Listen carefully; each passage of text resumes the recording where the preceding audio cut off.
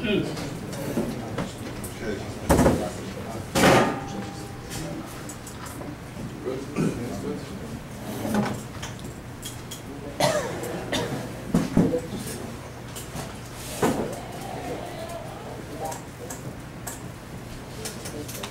or almost good afternoon, I guess.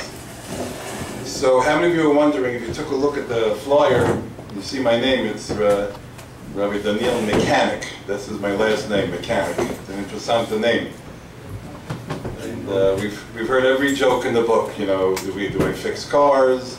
Is my father's first name Otto, Otto Mechanic? So we've heard every joke in the book. However, I'm hoping that the story is Azoi, my great-grandfather, he was a very big Talmud Chacham, came over from Europe, came over from Kovni, he was a Litvak.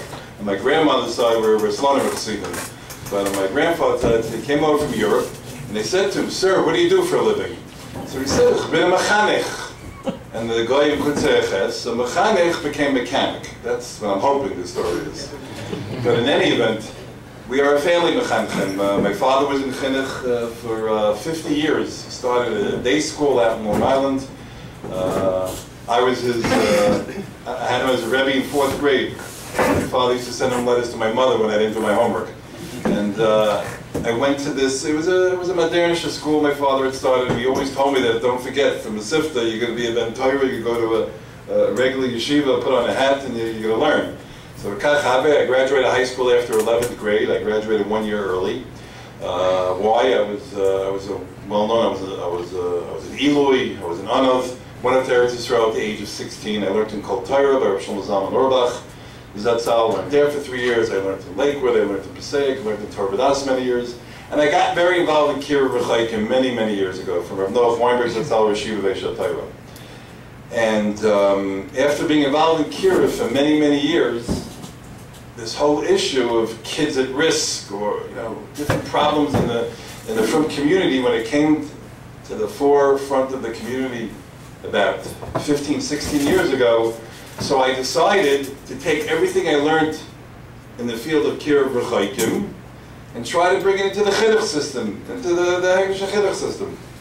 So what started off, I developed a whole program to go in, to be mechazik, the kinderlach, and no one was interested. I called up 300 yeshivas, Beis Yaakov, everybody hung up on me, except for 5 schools, very modern schools. And here we are today, after all these years, where Baruch Hashem, I go into, over the last 15 years, over 380 meistas, yeshivas, Beis Yaakovs, in the United States, in Canada, in England, and Baruch Hashem, I've spoken to over 260,000 high school kids. And I've learned a lot from this experience. And it is these experiences over the last 15 years of going to all these schools have highlighted for me the indisputable fact that Baruch Hashem, our chinuch system is gewaldig. We are producing tens of thousands of B'nai Torah, of B'nai Yisrael, who love HaKadosh Baruch Hu, love Yiddishkeit, love learning, love doing mitzvahs. That's vadai.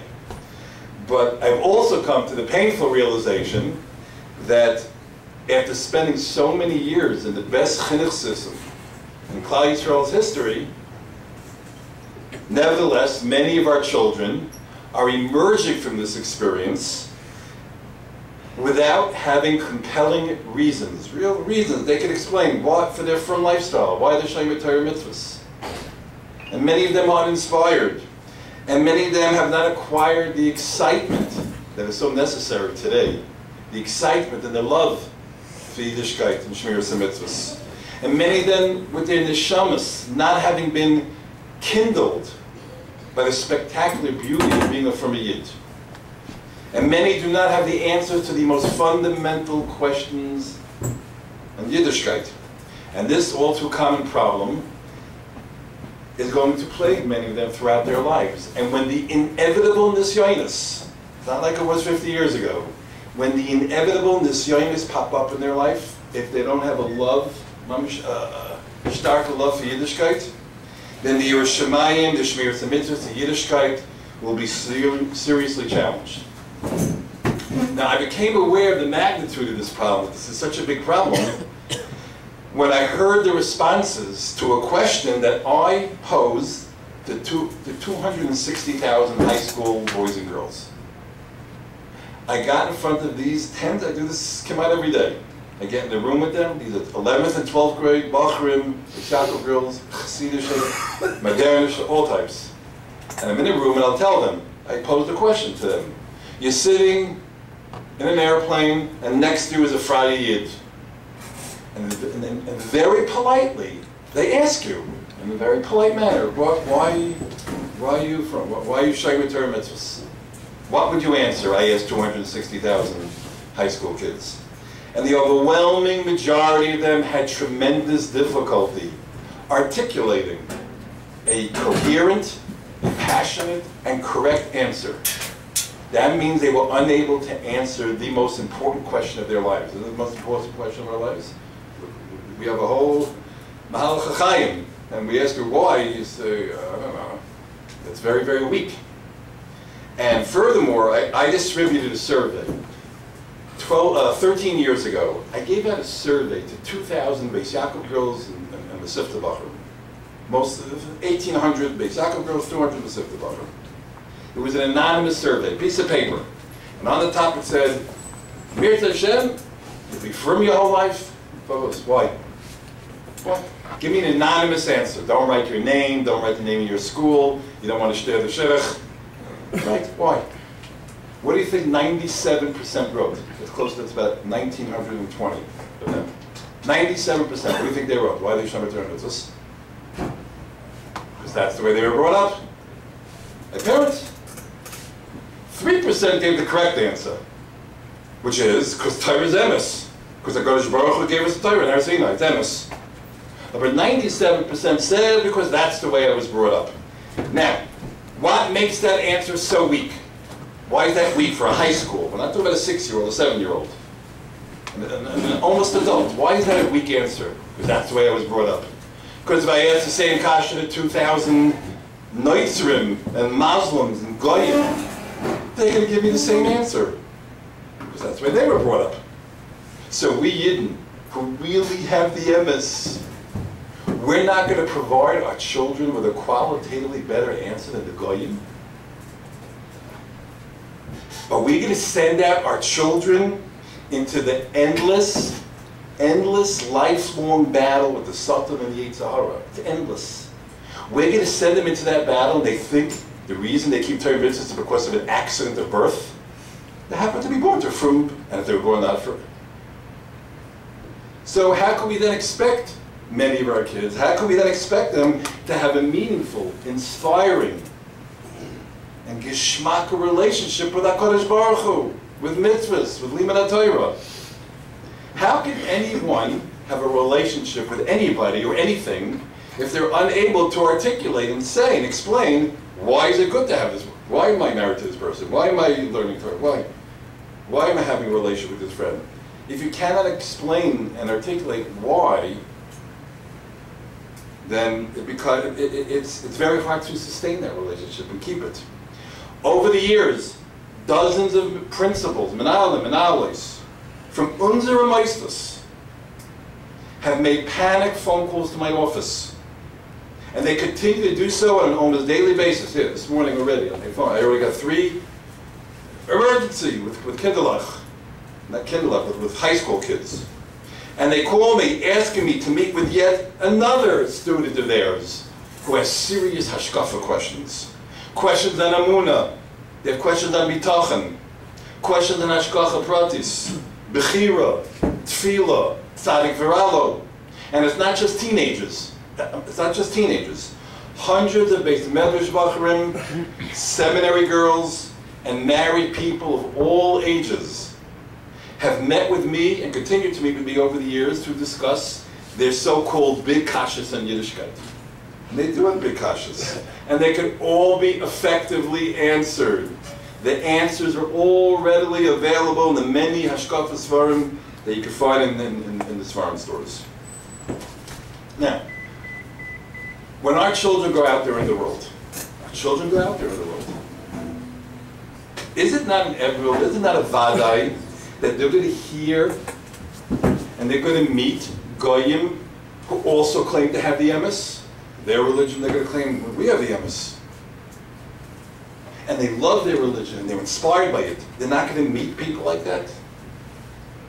They're not going to meet other types of goyim and freie yidden who reject Hashem altogether. But they're very happy. They're geschmack, they're happy, they're fine, they're spiritual, they're nice. They're not going to meet people like that? Isn't it possible that our children are going to chas v'sholom, they're going to read books, newspapers, internet blogs that are malei kfira, and that will chas v'sholom result in a weakening of their Yiddishkeit and their yachas l'HaKadosh Baruch Hu? Listen to this problem. This is something that's, if I only heard this 10 times, I wouldn't tell you, or 40 times, but I hear it hundreds of times from kids over the years. Won't our children, at some point in their life, come into contact with happy, geschmacka goyim, who are nice, who, when the elevator door opens up, they stand aside, good morning, who don't block your driveway to run into a bris. But then they have a big kasha. My Rebbe taught me that goyim massacre, kill, pogrom, Holocaust us. Yet all the goyim I meet, they're geschmack, they're normal. And they'll say, wow, they lied to me in yeshiva. They lied, I hear this all the time. They lied to me. I meet goyim all the time. They're very normal, they're so geschmack. They lied to me. Hey, maybe everything. Maybe chas v'sholom yitzis v'tzrayim. Maybe not Sinai. Everything they lied. Do you know how many times I've heard this? We have to be very, very careful how we talk to our children about goyim. Avada, they have to know the Havdalah between Yisrael Amin. They have to know the Havdalah between us and goyim, but you have to make blanket statements. You got to be very careful. Because when they go out there and they meet these people, they think we lied to them. So our children are not going to come into contact with these people. Furthermore, how can our children love or be inspired by a Rebbeinu Shalom, or a teacher, or a parent for that matter, who many of these kids nebuch, they think, this Eibishter, this parent in this school, they think they're out to mess up our lives and cause us discomfort. This is what I've heard from them. How can they love a Hashem or a school that they perceive, wrongfully so, is only interested in punishing them and judging them? How can they be inspired by Hashem, who they think is imposing upon them all these restrictions and Yisurim? No, no, no. And that's because they don't realize our kindlach, many of them. That HaKadosh Baruch Hu is Avinu Shabashamayim, He's a Father. He loves us more than we love ourselves. And many of our children have no idea what HaKadosh Baruch Hu really wants from us, and why He created us, and why He gave us a Torah, and what purpose does Klal Yisrael serve in this world. And they have no idea, and they've never been told that HaKadosh Baruch Hu loves them. How many young ladies who come to my office for guidance and help, and I tell them, you know, HaKadosh Baruch Hu Mamish loves you, they break out crying. They never heard such a thing. So Rabbi Isai, to conclude this part of my what I'm trying to say, there is an ongoing war taking place in our children's lives, and ours, but we're here to talk about our children. The Satan is attacking our children, neshamas, and he is armed with nuclear weapons. When I grew up, the Satan had a bullet. Once in a while, that was a hand grenade. Today, the Satan and the Yetzer Hara has nuclear weapons at his disposal.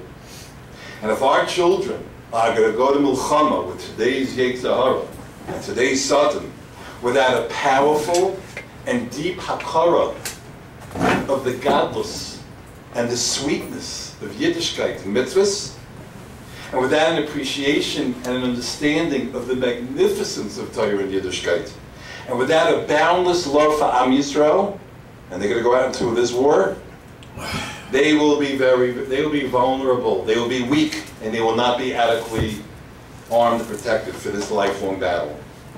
Our competition Unlike when I was growing up, and many of you, our competition waits on every corner, knocks on every door. And the Yitzhahara intrudes upon our children's lives in the insidious form of internet, and videos, and alluring typhus, and sophisticated fear that you can find out there. And if we're going to create an atmosphere wherein our children love Yiddishkeit and they love being frum, an atmosphere where they're inspired by learning Torah and keeping mitzvahs, there's only one way, and that is we have to destroy and demolish the emotional and the spiritual and the intellectual nisyonos that the outside world dangles in front of their eyes every second of the day. So the question is how? How do we do this? How do we plant Torah values into the hearts and the minds of our impressionable and precious kinderlach, our children? How are we going to inspire them to recognize the beauty of Yiddishkeit, the truth of Yiddishkeit? So my experience, and again, you know, I come from a little bit of a different world than many of you, more of a Litvish world, but the Yisaitis are all applicable. It's all the same thing. So my experience over the last 25 years tells me we can indeed accomplish this task of raising frum, inspired kids. We can do it. And we can win their hearts and minds to the truth and beauty of Yiddishkeit. But there's only one way. And that is if we provide our children with the threefold Amudei HaChinuch. Three things, which I call the Amudei HaChinuch. One, our children have to know that we have a Torah's emes. It's emes. It's true. Number two, they have to realize that we have a Torah's Chaim. Torah's Chaim means a beautiful way of life, a spectacular way of life. And number three, they have to realize that they belong to the Am HaNivcher. Am HaNivcher, the greatest people ever. And I'm going to explain each of these three things. But those are the three things. How did I get to these three things? Because I thought about it. And I asked hundreds of people, friends of mine, rebbeim of mine. We're from, we love Yiddishkeit. We grew up with the same, not the same Yitzhahs, but here we are. We love Yiddishkeit. We love it. Why? So go home, think about it, and write back to me. Let me hear. What? And that's what I came up with. We always knew Torah's emes. This is the best way to lead your life. To be a Yid. So how do we do that? So the first thing is Torah's emes. What does that mean? It means that our children have to know, and they have to be able to articulate, be able to say it over to themselves and to others, that our Torah's emes, that means 3,324 years ago, HaKadosh Baruch Hu appeared before millions of our grandparents, gave them the Torah Shebiksav, mit the Torah Sheba'al Peh. That's what it means. And therefore, no matter what pain they experience in their life, it's emes. 2 + 2 = 4. Whether your parents got divorced, nebuch, whether you experienced a trauma, whether your parents don't have any, they're poor, whether you think you're ugly, whatever your issues are, it doesn't change the fact 2 + 2 = 4. Or that HaKadosh Baruch Hu gave us the Torah and said, keep Shabbos. Put on tzitzis. You go dress this way, eat this way, marry this way, walk this way, everything. It's emes. They have to understand that. And they have to know it, and they have to be able to explain that. Parents and teachers, we have to educate ourselves. They have to educate themselves. And they have to acquire the skills to effectively explain to our children the fundamentals of Yiddishkeit. And we're not referring here to the Meir Nevuchim, the deep philosophical things. We're talking about the basic, classical, hashkafa issues that are dealt with decisively in the Sifrei Rishonim and the Achronim and today's Gedolim. It's the Aleph Beis of Yiddishkeit. Why did Hashem create this world? Hashem is infinite. Hakol Yachol doesn't need anything. Doesn't need Yidden, doesn't need Chai Yisrael, doesn't need Torah, doesn't need Yom Kippur, doesn't need Kabbalas. It's HaKadosh Baruch Hu. perfect, infinite. So why did he create this world? Why did he give us the Torah? What's in the HaKadosh Baruch Hu? How do we know it's true? Kids ask. Won't it be extremely difficult to teach and inspire our children and our students to love Yiddishkeit if we, the adults and the teachers and the parents, if we cannot answer these questions in a powerful and satisfying way? The Sefer HaChinuch. The Sefer HaChinuch was a Rishon. Okay, we're talking about a Rishon. The Sefer HaChinuch.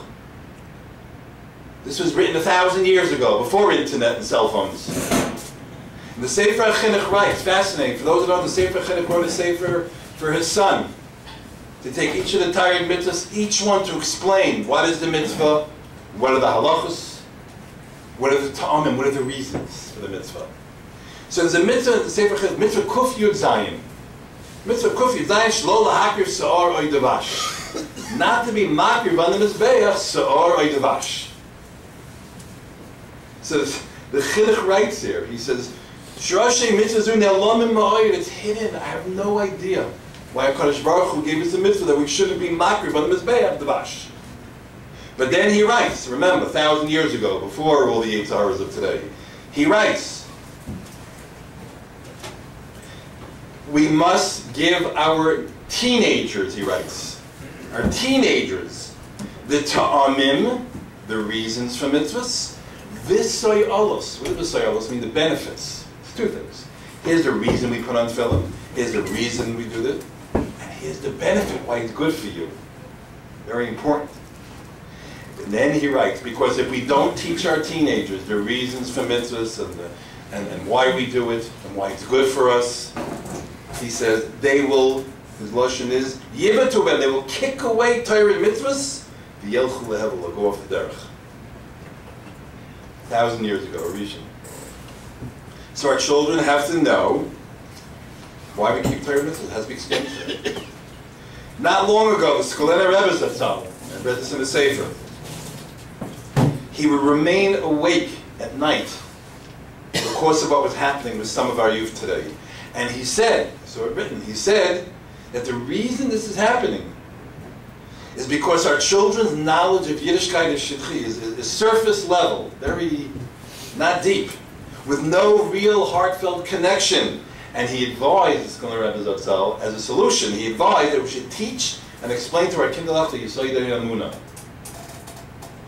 In a tshuva in 1971, Rabbi Moshe Feinstein was asked, by a teacher, what should we teach kids? What should be the derech HaChinuch?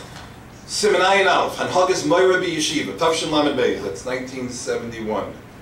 So you think Rabbi Moshe would write, what should you be mechanech them? Teach them good midos, not to talk Lashon Hara. He writes, teach them the Yesodei HaEmunah. This is 1971. They have to know the Yesodei HaEmunah, that's Torah Emes, that we have the Emes. So we have to project confidence in the truth and the beauty of Yiddishkeit. We have to teach them Torah Emes. So let me share with you a few of the things that we do. It has to be done with confidence. I live on 29th Street in Flatbush, the heart of Flatbush. So about 14 years ago, in the month of May, Shabbos Kodesh in the morning, Christian missionaries descended on our neighborhood. The chat that we get out of shul there at 11:30, we have a mezuzah on our door, you know, and they started, they beautiful cars, beautiful clothes, Christian missionaries. And they started knocking on everyone's door. Everyone's from on my block, right? So what did all the from people do when they saw us missionaries? They either did not open the door, or they said, sorry, we're not interested, and they closed the door. What do you think happened when they reached my house? Here's what happened. Let's get the picture. It's 11:30 in the morning, Shabbos Kodesh, every light is on in the house. Lichtig. The house has that Shabbos smell, you know, the chalon smell. My kinderlach, my little girls are running around in their Shabbos robes, and my sons are trying to get the hat on the right tilt, you know, my wife's preparing the salad in the kitchen, because boirer, it has to be samach besuda, etc. And I'm sitting at the table preparing a bar Torah. Suddenly the doorbell rings. So I'm like, the mailman always comes later. The doorbell rings, so I go, I'll get it. So I run to the door, and I look through the hole, and who's standing outside? An African-American couple, a man and a woman. thinking, who are these people? They look dressed impeccably. And I'm looking down, I'm seeing what are they holding. It took me about 4 or 5 seconds, and then I got who these two people are.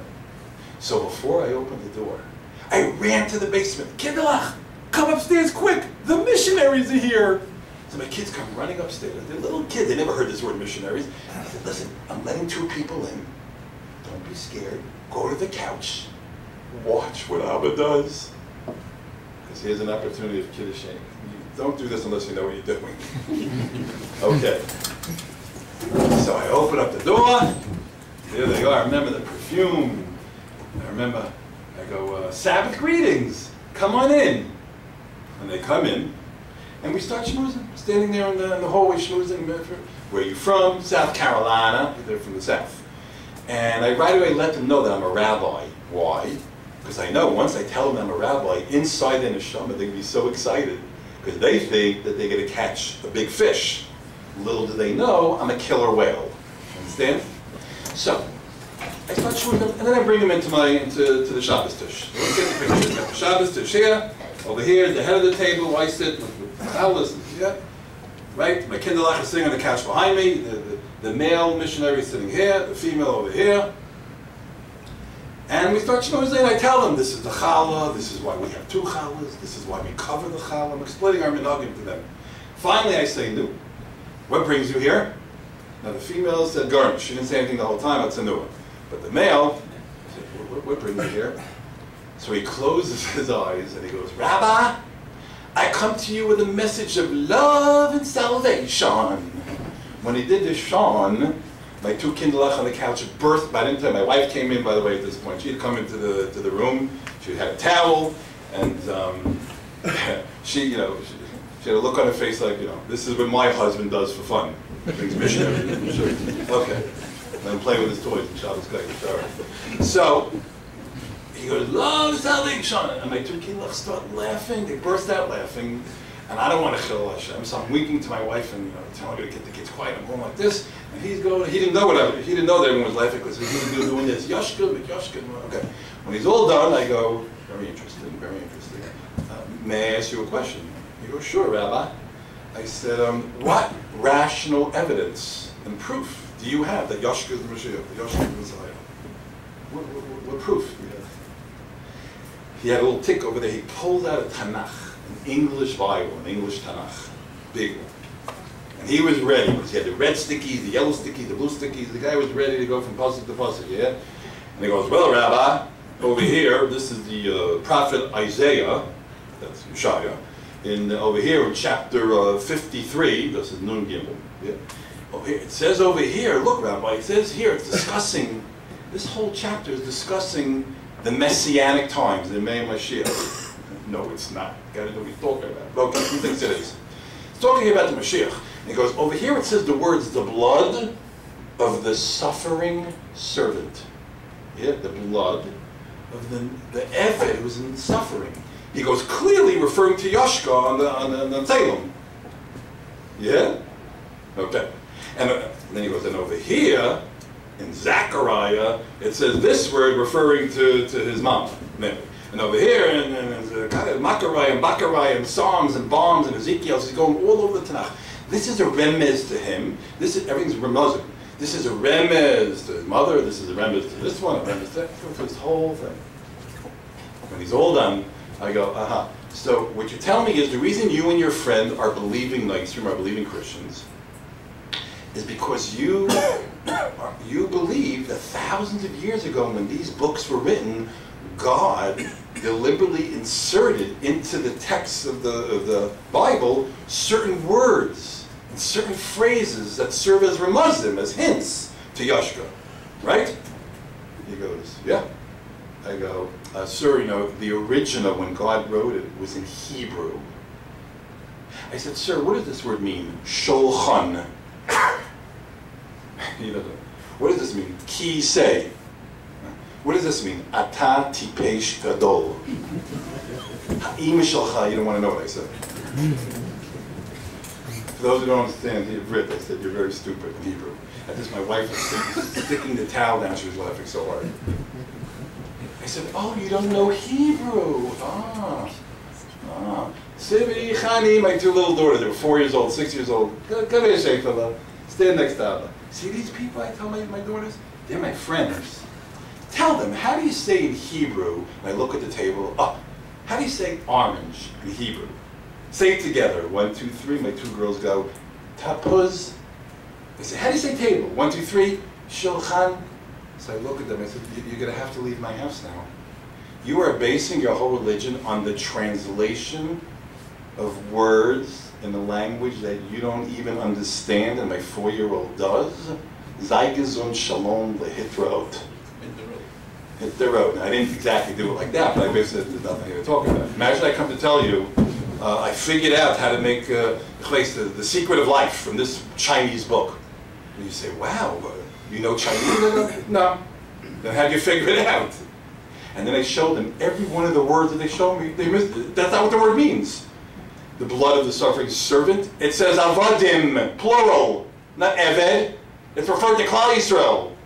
Each one I just showed them, Narishkeit. Okay. A week later, knock on the door. I go look at the door. I run to my kids. Kinderlach, they're back. Come upstairs quick. Watch what Abba does, because they're not coming back again. Guess who they sent me this time? They sent me a Zakena from the Chabur, a Rishon. See, the week before they sent me a Chroinim. The Zakena, the Alta Baba, who came in.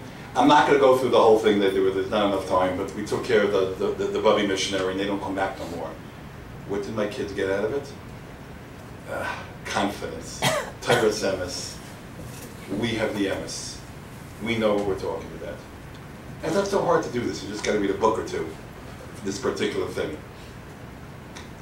Now, when I go into these schools, does anybody want to ask me a question? But a quick, not like, how do you explain, Tzadik Bravo? You need a few hours for that.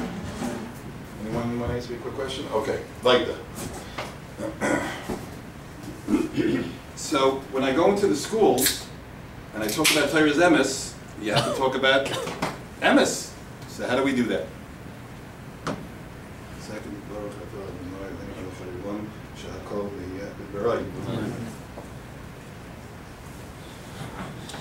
So when I go into the schools, wherever I speak, for Fromm, for Fry, we spend a few hours on what I'm going to do now in 15 minutes.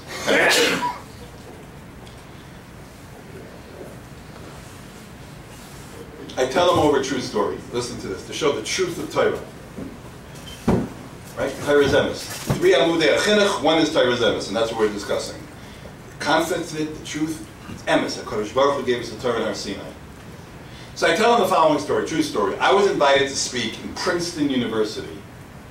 For those of you who haven't heard, Princeton University is the #1 Ivy League college university in the world.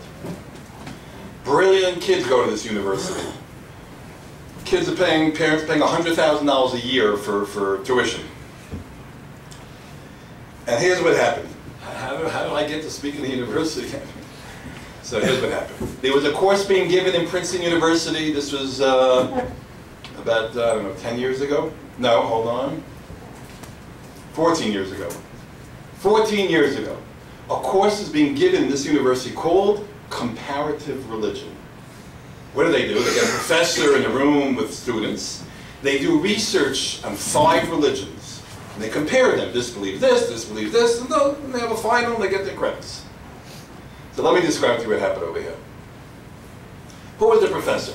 The professor was a guy, a Gentile, 60 years old. He had a long white ponytail going all the way down his back. He was machmir, he had 2 earrings, not 1, okay? This is the professor.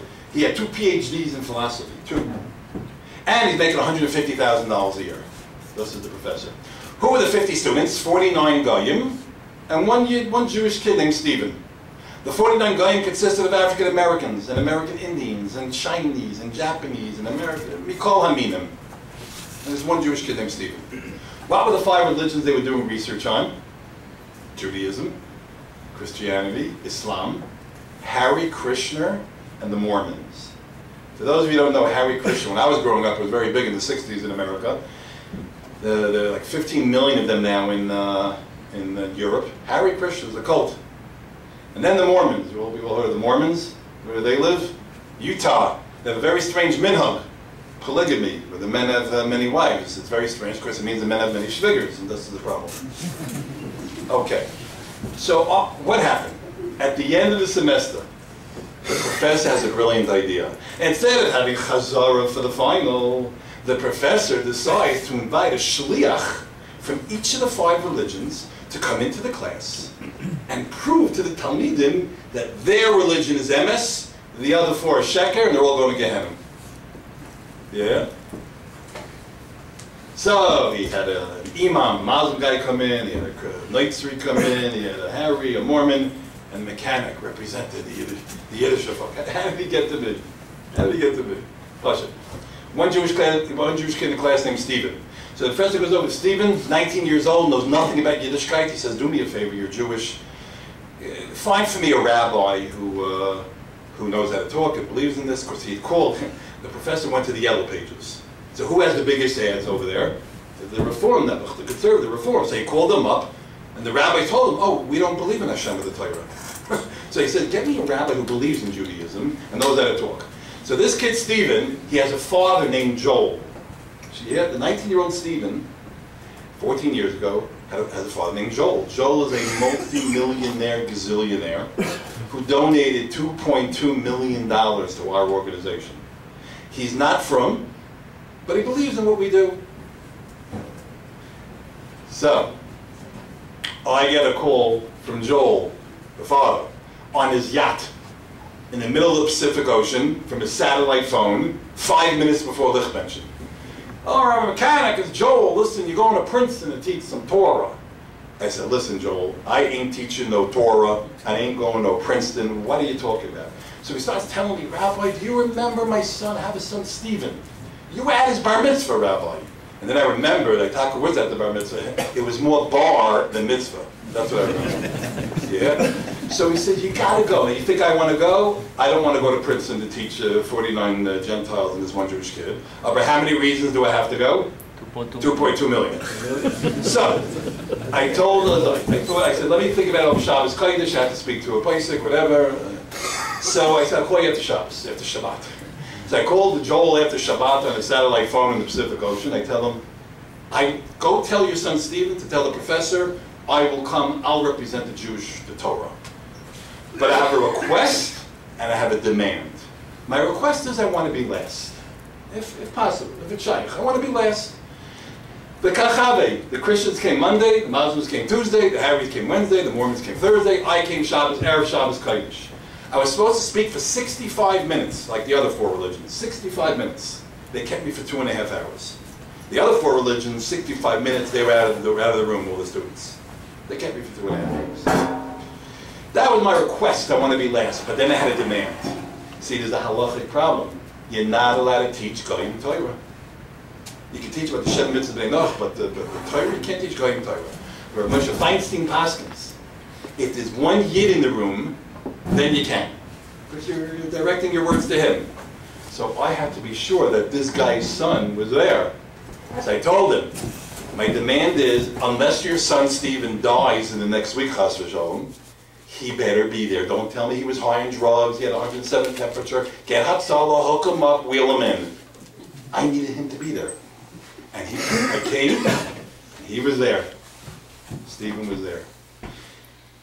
It is now 14 years later. Stephen is 33 years old. Stephen stopped using the name Stephen many years ago. He only goes now by his Hebrew name, Shalom. He's a Baal Tshuva, married, has 3 beautiful kindlech, learning in Kailul in Eretz Yisrael, and his father hates me. But he still gives us some money. Because what happened? I came in there, and we blew them away. Blew them away with the truth of Torah. Afterwards, this Stephen comes over to me and goes, Shalom, Rabbi, I'm Stephen. My father Joel called. Oh, Stephen, how you doing? He says, this is I never heard any of this stuff. Where can I learn more about this? So today, they all talk about Kabbalah, they don't know what they're talking about. You got to talk like that. I go, Stephen, you want to find out more? Get on a plane and go to Israel. He goes, okay, what do I do when I get there? I go, get in a taxi, and go to Yerushalayim. Okay, what do I do when I get there? I said, take another taxi and go to the Western Wall. He says, what's the Western Wall? I say, it's a wall in the West. He goes, what do I do when I get there? I said, get out of the taxi and just walk towards the wall. Can you imagine, you meet an intelligent man, a rabbi tells him to walk towards a wall, but it's Kabbalistic, it's who knows what it is. Guess what happened? He got a plane, he probably bought it, took a taxi to Yerushalayim, took a taxi to the Kaisel, started walking towards the Kaisel, and Hashkracha kicked in. One of the Eish HaTorah guys ached him, tapped him on the shoulder and said, are you Jewish? He goes, yeah. They said to him, would you like to meet a wise man? You don't tell him would you like to learn the Blatt Gemara, because he won't, no, it's not going to get him. You want to meet a wise man? Sure, meet a wise man. They brought him up to the Shiva of Noach Weinberg Zatzal, and that's it. Here we are, 14 years later. He made a seam on Nashim and Keeping Mishnayos today. Baruch Hashem. What did I say in Princeton? I got 2.5 hours to tell you. We're going to do it in 5 minutes. We said like this. I said to them, and this is the Yesod of Yiddishkeit, what I'm saying here now.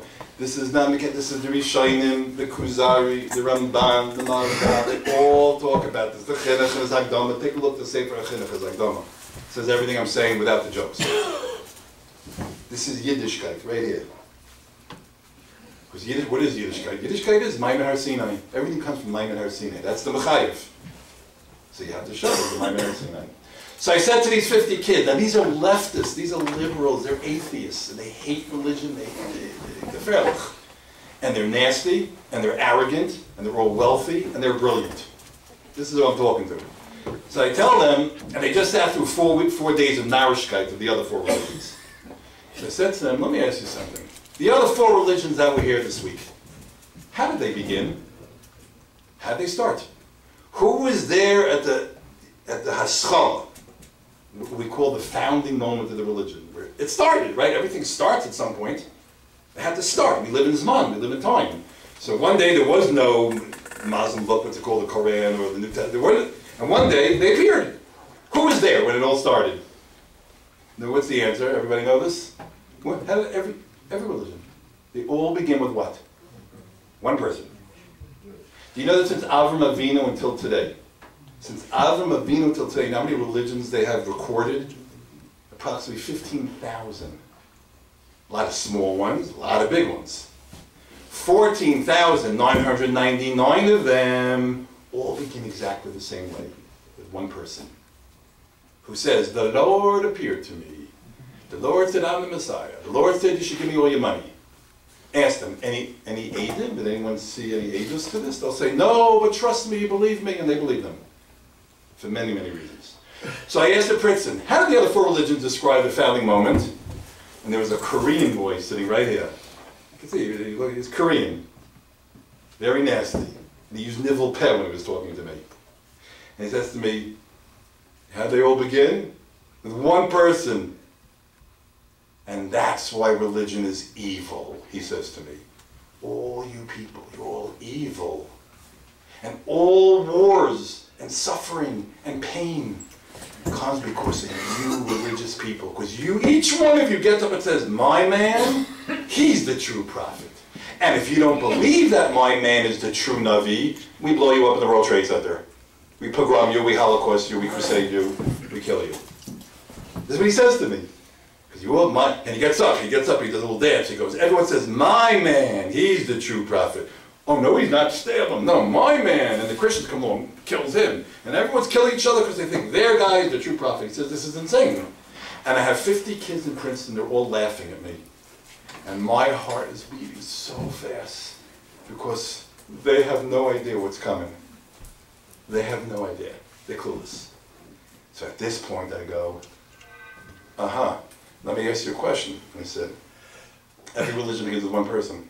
I said, I could have said to them, how did Yiddishkeit begin? How did Judaism begin? But I didn't say it that way. Why? Because the professor was sitting right over here next to me. And the mechanic wanted to embarrass the professor a little bit. Why does the mechanic want to embarrass the professor? Because the professor's got 2 PhDs, he's making $150,000 a year. Mechanic is a yeshiva bach, I have no PhDs. I owe $150,000, and guess what? I know more than him. So look what I said. I said, and what did the professor teach you about the beginning of Yiddishkeit? Why did I say it that way? Because I knew they're going to give me the wrong answer. And when they give me the wrong answer, they make him look like a temple, like a... So I said, what did the professor teach you about Judaism? So it happens to be a Chinese young lady, a Chinese, stands up. I didn't ask her her first name, how am I going to pronounce that? And this Chinese, she says to me, well, the professor taught us that when the Lord supposedly gave a Bible, because they don't believe in any of this stuff, but when they supposedly gave a Bible, he gave it to Moses.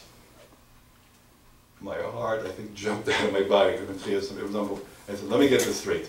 You learned here from this professor here in Princeton that Judaism is just like all 14,999 other religions where it began with one person. They go, yeah. So at this point, I said to her like this. I had a projector, a screen, and I had an overhead, I had one of these overhead projectors with slides. On each slide I had a pasuk from the Torah. And all I did for 5 minutes was read psukim from the Torah. I said, so the professor taught you that God gave it to Moses. But the Torah it says, Ki b'yom hashlishi, on the third day. This is in Shmos, Perek Yud Tes, pasuk Yud. Ki b'yom hashlishi, Yirei Hashem, Hashem came down le'einei, in front of who? Kol ha'am, al har Sinai, not le'einei Moshe. Kol ha'am. Next pasuk, vayecharad kol ha'am. What does am mean? Nation. How many people were there? So the Torah says 600,000 men between the ages of 20 and 60. They didn't have a shidduch crisis in those days, so they're all married. So it's 1.2 million. The 1.2 million have 5, 6, 7 kindlach, beautiful kindlach, not as beautiful as mine, but not bad. And then you have all the people above the age of 60, the Babbas and the Zeki. You put together, it's approximately 2.5 to 3 million. Let's say 3 million. Next pasuk, Vayayitze Moshe es ha'am. Moshe took the 3 million people to meet Hashem. And I'm just reading to them psukim. Doesn't say Moshe.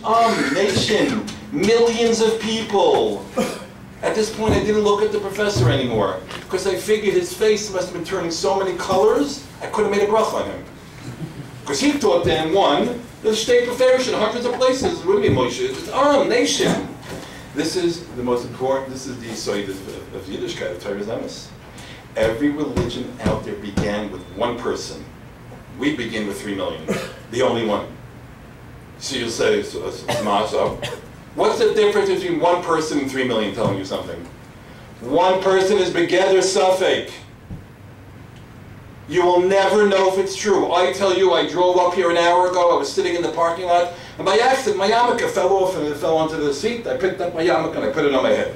That's the story, the Maisa. Will any of you ever know 100% whether that story took place?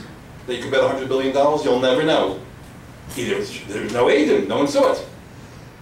But what if there were 50,000 people over here, and they were there, and they said, we saw mechanics yarmulke fall off. 50,000. Thus is history, thus is Avadai. Every religion in the world is together, the Yisoid is one person. And they will tell you it's not mechanic. They all begin with one person. We begin with 3 million. Therefore, we're not a religion. A religion is, I have faith, I believe. There's no faith. What's an example? I'll give from the Glacier history. There was a man named George Washington who was the President of the United States. This is not something that I have a muna in, I believe in. This is an historical fact that hundreds of millions of people experienced them. There's a man named the Baal Shem Tov, the Vilna Gaon. This is history. You could bet your life on it that it happened. Why? Because millions of people, hundreds of thousands of people saw these people, told their children, they told their children, it could never have been made up.